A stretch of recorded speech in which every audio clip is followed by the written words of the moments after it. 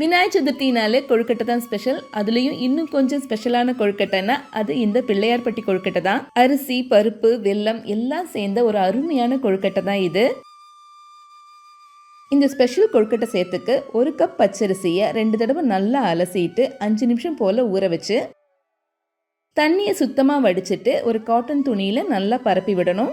அடுத்து அடிகனமான ஒரு பேன் வச்சுட்டு அதில் 1/3 கப் அளவு பாசிப்பருப்பை சேர்த்து நல்லா வாசனை வர வரைக்கும் வறுத்துக்கணும். அடுத்து ட்ரையான அரிசியும் சேர்த்து ஓரளவுக்கு வறுத்தெடுத்துக்கணும். வறுத்த அரிசி, பருப்பு ரெண்டுத்தையும் ஒரு மிக்சி ஜாரில் சேர்த்து ரவை பதத்துக்கு அரைச்சிட்டு தனியாக எடுத்து வச்சுக்கலாம். நெக்ஸ்ட் கொழுக்கட்டைக்கு தேவையான வெள்ளைக்கரைசல் ரெடி பண்ண 1/4 கப்பு வெல்லமும் 3/4 கப்பு தண்ணியும் சேர்த்து வெள்ளைக்கரைசல் ரெடி பண்ணிக்கணும். பேனில் 3 கப்பு தண்ணி விட்டு தண்ணி நல்லா சூடாகும் போது கொஞ்சமாக உப்பு, நெய் ரெண்டும் சேர்த்ததுக்கப்புறம் பொடிச்சு வச்ச பொடியை கொஞ்சம் கொஞ்சமாக சேர்த்து கிளறிட்டு ஒரு 5 நிமிஷம் போல் மூடி வச்சு குக் பண்ணணும். 5 நிமிஷம் கழித்து வெள்ளைக்கரைசல் சேர்த்து நல்லா கலந்துட்டு இது கூடவே தேங்காய் துருவல், ஏலக்காய் தூள், 1 டீஸ்பூன் நெய் எல்லாம் சேர்த்து நல்லா மிக்ஸ் பண்ணி மாவு கெட்டியானதும் ஸ்டவ் ஆஃப் பண்ணிடலாம்.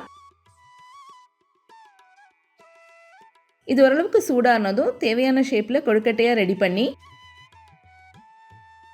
8லேருந்து 10 நிமிஷம் ஆவியில் வேக வச்சு எடுத்தால் அருமையான பிள்ளையார்பட்டி கொழுக்கட்டை ரெடி. அரிசி பருப்போட வெல்லம், நெய்யெல்லாம் சேரும்போது அதோட வாசனையும் ரொம்ப அருமையாக இருக்கும். நீங்களும் கண்டிப்பாக ட்ரை பண்ணி பாருங்கள்.